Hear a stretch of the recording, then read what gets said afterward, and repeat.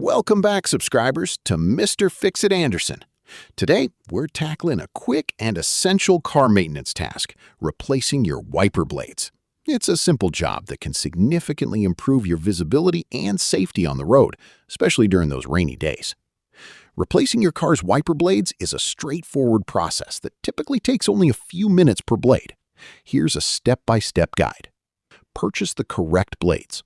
Before you start, ensure you have the right size and type of wiper blades for your vehicle.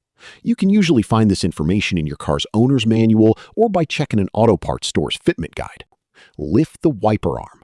Gently pull the wiper arm away from the windshield until it locks into an upright position. Be careful not to let it snap back, as this could damage your windshield.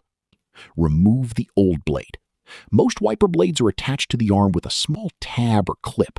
Press this tab or clip and slide the old blade off the arm. Some designs might require a slight twist or a different release mechanism, so consult your new blade's instructions if you're unsure.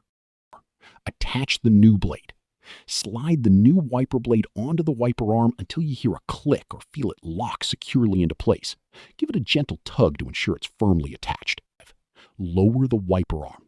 Carefully lower the wiper arm back onto the windshield. Repeat the process for the other wiper blade. Test the new blades.